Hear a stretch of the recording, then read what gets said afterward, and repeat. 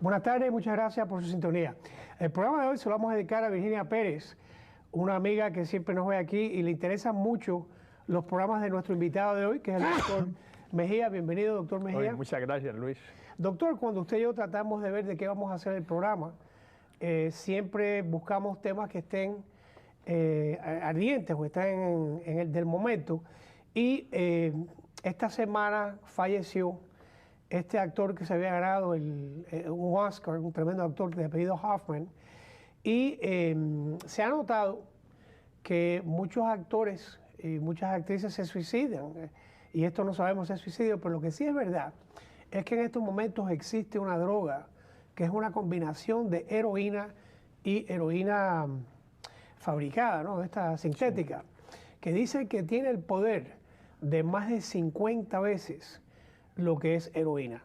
Este pobre muchacho que estaba adicto, decía que iba y regresaba a los centros de adicción, tenía esa mezcla, y en el noreste de este país creo que ya ha habido más de 30 muertes en lo que va de año, y tengo entendido que aquí en el sur de la Florida, aunque no tiene tanta publicidad, ya han muerto 7.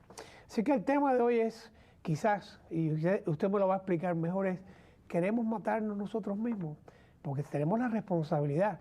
Este muchacho yo no creo que se quiso suicidar, pero cuando uno se mete eso en su cuerpo, ¿no está suicidándose? Obviamente, Luis, que está poniendo la vida en peligro. Primero que todo, las drogas siempre han existido, siempre van a existir. La humanidad siempre las ha usado para fines médicos y para escapar de la realidad, desafortunadamente, que es lo que hacen todos los adictos. Una persona que tiene problemas con alcohol o con drogas utiliza las drogas para no tener que estar en contacto consigo mismo, para no tener que verse, para no tener que tomar responsabilidad consigo mismo. De manera que estas personas básicamente están muertas, no están muertas en vida. Cuando uno no está en contacto consigo mismo, cuando uno está viviendo en el pasado o en el futuro, obviamente se está perdiendo la realidad, y la realidad solamente existe en el momento presente. Uno de los grandes problemas, o el mayor problema, diría yo, que tiene toda persona que tiene problemas con alcohol o con drogas, es que no sabe vivir en el momento presente, Luis. No está en contacto con la inmediatez, con lo que está pasando en este momento. Entonces estas personas, obviamente, y no solamente de alcohol o drogas, sino a cualquier tipo de comportamientos, que hay cantidades de adicciones. Uno puede ser adicto a todo prácticamente. Entonces uno está perdiendo esa inmediatez, está perdiendo ese momento presente, no está en el aquí, no está en el ahora. Doctor, usted tenía la clínica, el centro de adicciones, y quisiera decir que con mucho, pero muy buenos resultados. Y usted nos hablaba a nosotros en otros programas que es un team con esta persona que es adicta. Entonces, que en paz descanse este actor Hoffman, pero la esposa no lo había visto desde el sábado. Él tenía binges, le dicen en inglés, o momentos que se desaparecía. Sin embargo, viviendo el momento de ser actor, era tremendo actor, aunque no muy conocido con el público hispano. La mayoría de los actores y actrices que hoy en día son miembros de la academia le tenían un gran respeto. Él era una de estas personas que ganó Oscars, ganó Emmys y ganó por Broadway, muy completo. ¿Qué pasa? Que nada más que puede vivir ese momento en el presente y el resto del tiempo se está matando. El problema con las personas que están en este mundo de la farándula y de los deportes es que sienten una gran presión, Luis. Es una gran presión, primero que todo, a competir, a ser los mejores, a tener éxito. En otras palabras, a vivir de metas, a vivir en el futuro constantemente. Entonces, ¿en el futuro o en el presente? En el futuro. Porque están pensando lo que van a lograr. Exactamente, lo que se va a alcanzar, el éxito, mantener el éxito, lograr el éxito, ser el mejor, ganar los Óscares, ganar todos estos premios, ganar dinero. Entonces imagínate la presión tan horrible en que estas personas están cargando constantemente consigo mismos. La sociedad les exige también, la sociedad les demanda. ¿Por qué? Porque la sociedad desgraciadamente considera héroes a todas estas personas que alcanzan este tipo de éxitos. No se considera un héroe a una persona que está en contacto consigo misma, que sea consciente, que viva en el ahora, que sepa amar, que sepa tener pasión, que sepa admirar la belleza. No, estas personas no las admiramos. Admiramos a las personas que alcanzan algo, porque vivimos en una sociedad que está orientada en el hacer y en el tener, no en el ser ellos mismos. Vamos a hablar de los trabajos que se publican. Hace muchos años un doctor de apellido Álvarez publicó un libro que se llamaba El Dios que fracasó. Y él había hecho un estudio de las personas que se suicidaban en Londres tirándose al río Támesis.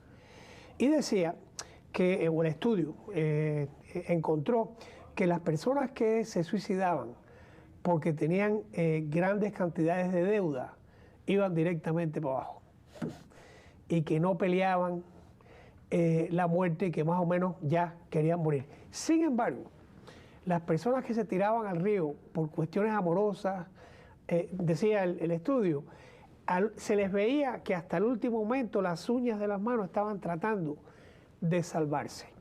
La persona que está enamorada está viviendo cuando va a suicidarse en el futuro, en el pasado o en el presente que no es real. Y la persona que se está suicidando porque tiene deuda está viviendo porque no tiene futuro y no puede con el presente, ¿no? ¿Cómo cuajamos eso? El estudio es viejo, porque usted de los años 70 o 80, pero quizás sea indicativo o no es indicativo de la vida que tenemos hoy. Bueno, tiene sentido el estudio, primero que todo, porque cuando uno depende de factores económicos para uno poder sentirse bien y uno pierde todo lo que tiene y volver a recuperarlo es casi imposible. En el mundo en que vivimos, obviamente. Y eso incluye personas. Familia también, ¿eh? Porque hace poquito, que en paz descanse, un colega nuestro se suicidó y dejó una nota que no se ha hablado de ella, pero cuando la policía dijo que era suicidio, se había separado a la señora, se habían llevado a los niños. Vaya, uno puede deducir que quizás esa fue la motivación. Pero si miramos la raíz de todo esto, la esencia de todo esto, nos damos cuenta que son personas cuya autoestima, cuyo bienestar, cuya satisfacción, cuya felicidad depende de cosas externas. Depende bien sea de factores económicos, como en las personas que me hablaste, o depende también de otras personas. Si otra persona me quiere, si otra persona está ahí para mí, yo estoy bien. En el momento que esa persona no esté ahí para mí, pues obviamente intento suicidarme porque no quiero experimentar ciertas emociones como el abandono, como el rechazo, como la soledad. Doctor, si te das cuenta, es una evasión total. Voy a ir al reciente caso de esta cuestión de la operación de sexo, pero la persona que se suicida por esos momentos, por esas razones de que lo dejan de querer o algo, está castigando a su pareja, está castigando a la sociedad al castigarse a sí mismo. En algunos casos, obviamente. Básicamente el suicidio, siempre lo he dicho, es un crimen de violencia. Camus decía que era el único acto real que podía hacer, aunque de violencia. Sí, la última alternativa, porque después ya no hay más alternativas. Pero en ese momento la cabeza de esa persona, pues obviamente sí, en algunos casos puede querer castigar a las otras personas, castigarse a sí mismo. La mente inventa cantidades de razones, por eso es que todo el problema está en la mente. La mente es la que lleva a una persona a suicidarse. Las ideas de suicidio prácticamente han pasado por casi todo el mundo en la cabeza. Casi todas las personas en algún momento en su vida piensan al menos en no existir más, en no seguir viviendo, que qué bueno morirse. Esas ideas pasan. El problema es que con la gente que no sabe vivir, que no sabe cómo tratar con la vida, que sufren de alexitimia, que no están en contacto con sus emociones, que no saben relacionarse con su mente, ni con sus emociones, ni conocer la loca de la casa o ese potro indomable que hay dentro de cada uno de nosotros, es como una llama. Imagínate esto, la mente es como una llama, el pensamiento es como una llama. La llama obviamente nos sirve, tiene mucho uso para calentar, para una chimenea, produce energía, todas estas cosas, pero la llama hay que vigilarla.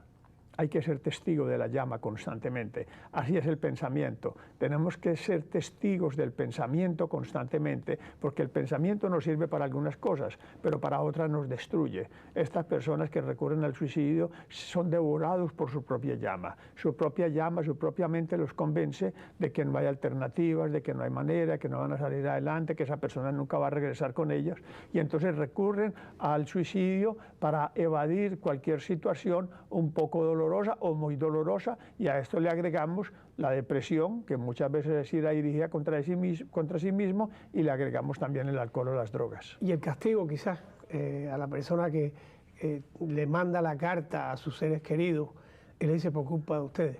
Doctor, en la ley, a mí me han dicho, doctores así como usted, que cuando la gente se trata de cortar las venas, hay muchas personas que se la cortan alto.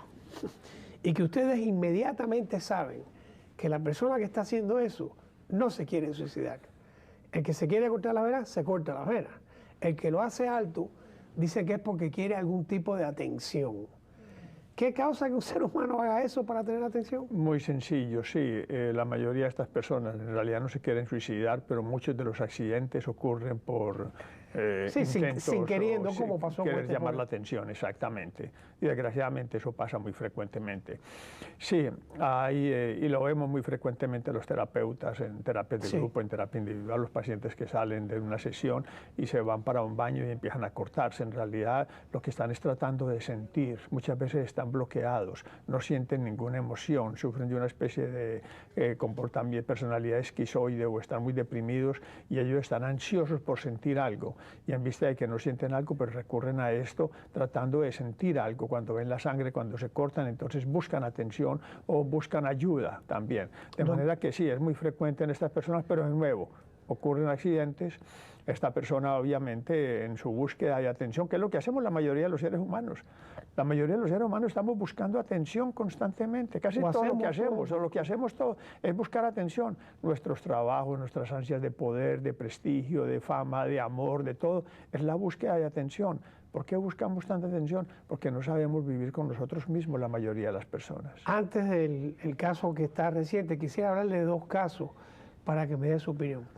Tim Considine, creo que era el actor, que se ahorca tratando de conseguir un high sexual él mismo. Y no sé si se acuerda aquel muchachito en Nueva York que durante el acto sexual con la novia la empieza a ahorcar porque dice que ella iba a tener más éxtasis de esa manera. ¿Eso es enfermedad, locura? ¿Qué es eso, doctor? Bueno, hay una creencia, parece ser cierta, ¿no?, de que se alcanza cierto éxtasis cuando se está ahorcando una persona. Vaya, eso especialmente en actos sexuales, obviamente. Vaya, hay que tener, pero yo creo que la caja de bola no está trabajando. Bueno, es que la caja de nosotros casi nunca trabaja, ¿no? Es que casi todo lo que hacemos en la vida es un riesgo, ¿no? Hasta salir a la calle, más, manejar hasta el un violador 31 de diciembre. ¿Ah? El violador este que se mató, el de Chicago, la manera que se ahorcó al principio, decía que quizás él estaba haciendo algún tipo de acto sexual, tan absurdo como parezca esto, o por lo menos eso fue lo que dijo la gente de la prisión, ¿no?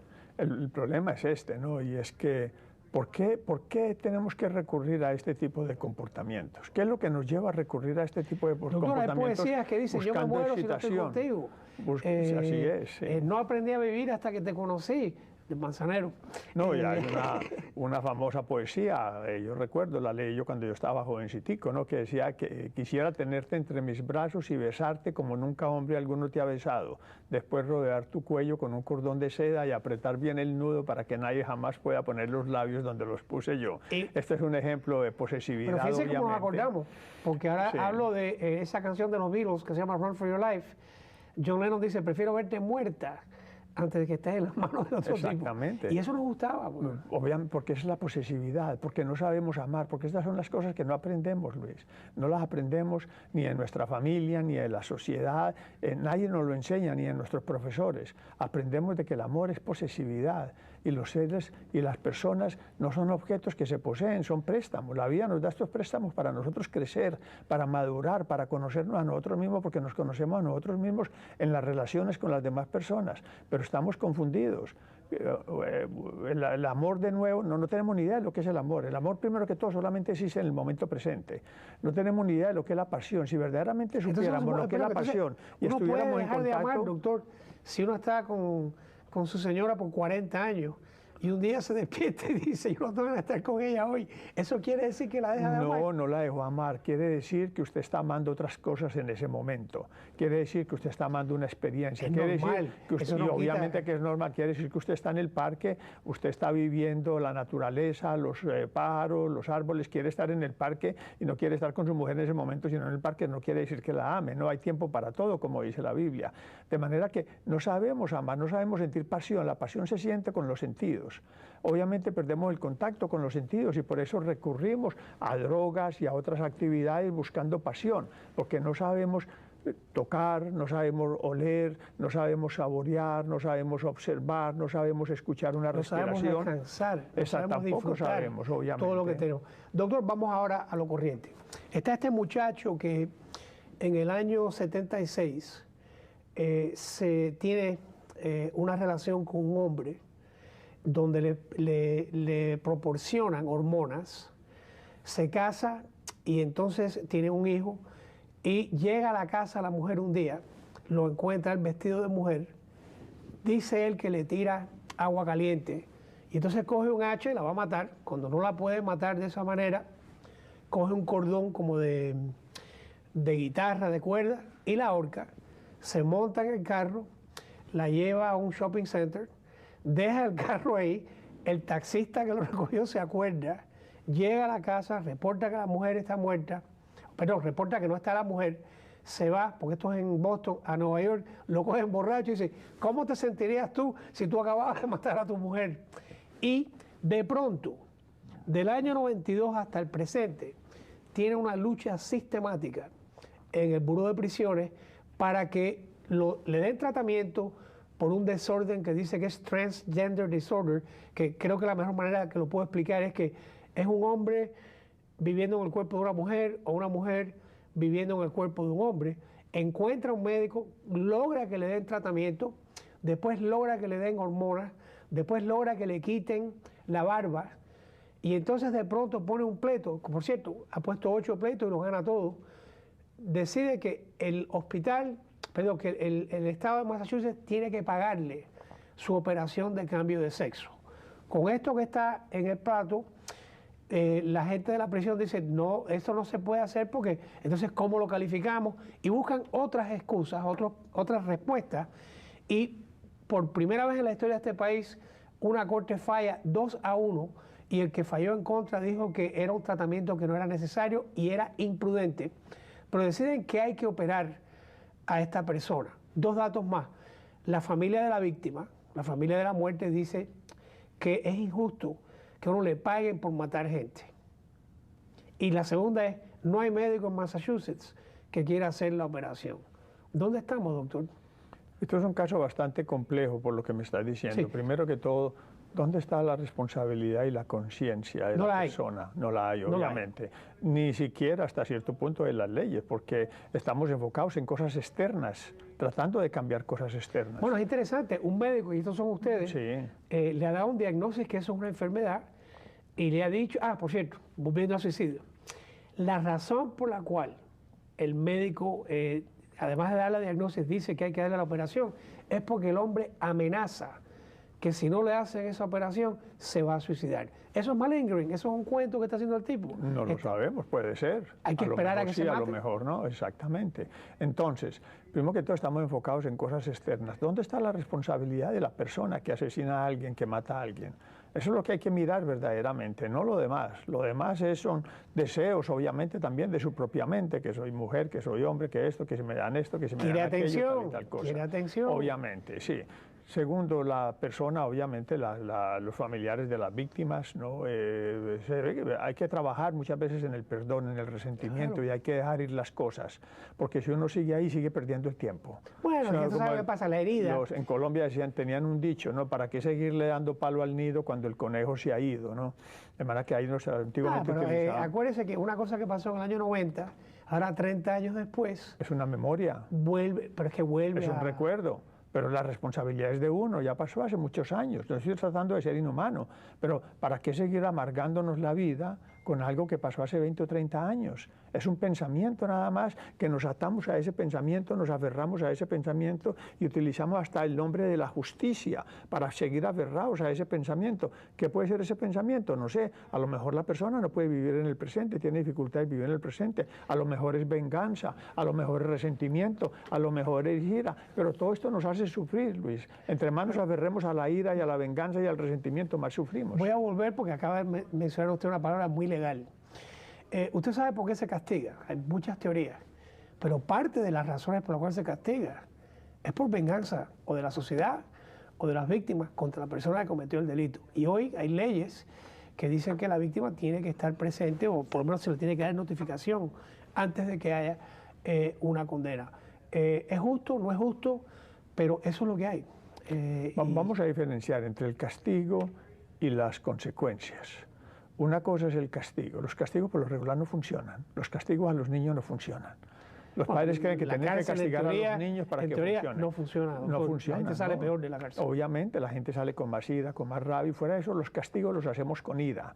Fíjate, verás que el abuso entre los niños de los papás es cuando el papá reacciona con ira, el papá lo justifica y el papá cree que es para enseñarle a los hijos. Pero eso es absolutamente falso. Con la mamá, doctor. Yo tuve una vez una clienta que le caía a pecherazos a los hijos.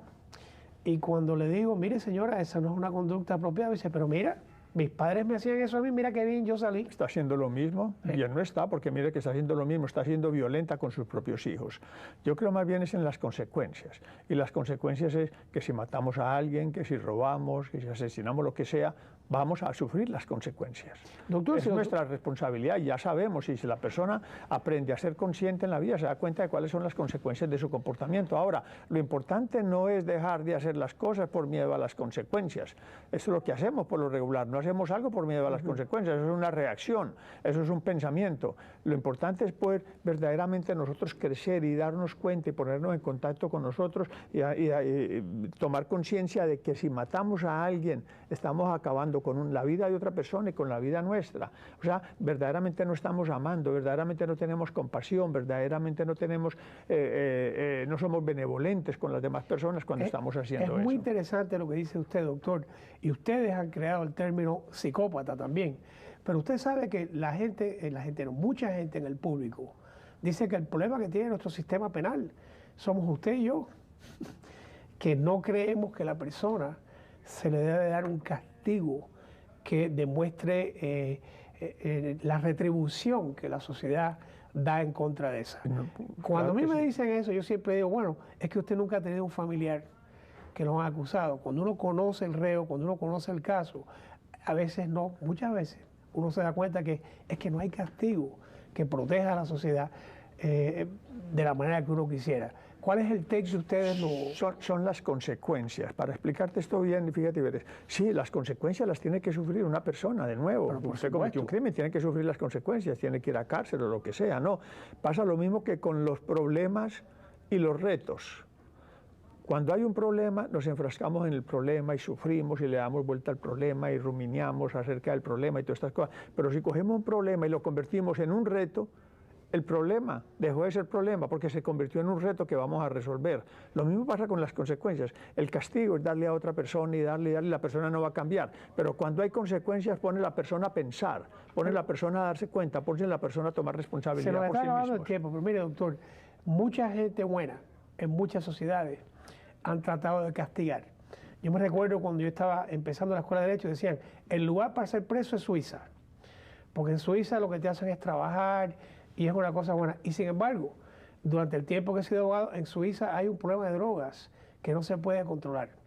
En Holanda trataron de legalizar el consumo de ciertas drogas y ha sido un desastre total. Y entonces, con eso como referencia, en el estado de la Florida, en estos momentos, del 80 al 90 de la población en las encuestas están a favor de que se legalice la marihuana. Es que ya no tenemos una brújula o un centro de lo que está bien y lo que está mal. Es que estamos buscando donde no es, Luis. No estamos mirando la esencia del problema. Las personas consumen drogas, las personas se vuelven adictas, es porque no saben vivir, porque están aburridas, porque no saben cómo tratar con sus propias emociones, porque los suicidios bajo el efecto de las drogas ocurren precisamente por eso, no, y las porque no sabemos amar, porque no sabemos divertirnos verdaderamente, porque no estamos en contacto con nosotros mismos, porque no somos honestos con nosotros mismos. Por eso la gente utiliza alcohol o drogas, como dije en un principio, porque no saben vivir en el momento presente. En este momento, doctor, en ciertos nightclubs o en ciertos sitios de salida nocturna, yo he tenido clientes que están usando una pastilla que le dicen manslaughter. Manslaughter legalmente es te mato sin tener cuidado. Y esa es la pastilla que está de onda con mucha juventud. En otro sitio que fui a un programa el otro día, me dieron el dato que aquí en el sur de la Florida la marihuana sigue siendo la droga de preferencia, pero ha habido muertes con esto, donde murió este muchacho Seymour, con esa mezcla de heroína. La pregunta es injusta para usted, pero ¿se debe legalizar para que sea el gobierno que lo atienda a uno? La legalización no va a resolver nada. Lo que se debe de hacer es enseñarle a los niños a vivir la vida conscientemente. Pero siguen las drogas, doctor. Las drogas van a existir, van a existir. Algunas crecen hasta de forma natural, ¿no? En los campos, en las montañas, Sí. lo que sea. Las drogas no van a dejar de existir. ¿Por qué? Porque es la misma avaricia, es la misma codicia del hombre que no aprendió lo que lo lleva a producir drogas, lo que lo lleva a ganar dinero, lo que lo lleva a aprovecharse de las demás personas, obviamente de la adicción de los demás, para poder conseguir más, para poder alcanzar más. De manera que todo esto es una combinación total, pero la solución es o no la queremos ver, o no tenemos la capacidad de verla, o lo que sea, es empezar desde abajo, empezar con los niños y empezar también con los adultos a vivir la vida más conscientemente. Nos queda poco tiempo y quería decirle, doctor, que en ese país que esté, o ese pueblecito que tenemos otro místico, usted ahora en estos momentos va a estar en cargo de las leyes penales, y entonces le digo que en el libro El Dios que murió, la pena en Inglaterra, cuando uno fracasaba suicidándose, era la pena de muerte. ¿Eso sería así en ese pueblo mítico que tenemos nosotros? No, y la iglesia también, las personas que se suicidaban pues iban al limbo según se entendía, ¿no? Y sí, muchas la vida veces no podían ser enterrados en cementerios, ¿no? De manera que sí, en realidad, ¿no? ¿Por qué? Porque no comprendemos, porque no entendemos. Hasta que no nos comprendamos a nosotros mismos no vamos a entender qué hay en la cabeza de otra persona que se quiere suicidar. Esta persona que cualquier problemita lo ve como una crisis, lo dramatiza, se convierte en el final de su vida. Los adolescentes, que hay cantidades de situaciones por las que pasa un adolescente que los papás no comprenden, en las relaciones íntimas, en el ser independientes, en los problemas que tienen en socializarse, en comunicarse, en todas estas cosas. Los adolescentes pasan por cantidades de problemas que los papás no entienden porque los papás quieren que sean como adultos o que sean como niños, pero tampoco se los permiten. Y estos adolescentes sufren muchísimo. ¿Por qué? Porque nunca aprendieron tampoco a vivir la vida conscientemente. Doctor, nos queda un minuto y le voy a hacer una pregunta dura al final. Quiero dar las gracias a Al, a Ricardo, a Mike, a Marco, a Kerry, a Alexi, a John, a Susan, a todo el grupo aquí que me ayuda con el programa, incluyendo a mi hija. Y ahora viene la pregunta de los 64,000 pesos. No, ya debe ser de más. ¿Se legaliza el uso de la droga o no? Se legalice o no se legalice, va a resolver el problema. No va a resolver. No va a resolver el problema, obviamente.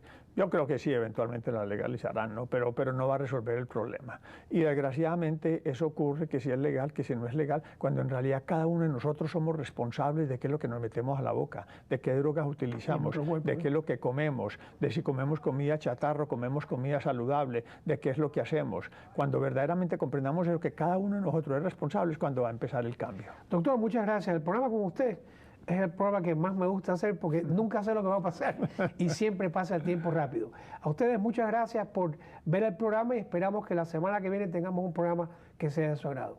Buenas tardes.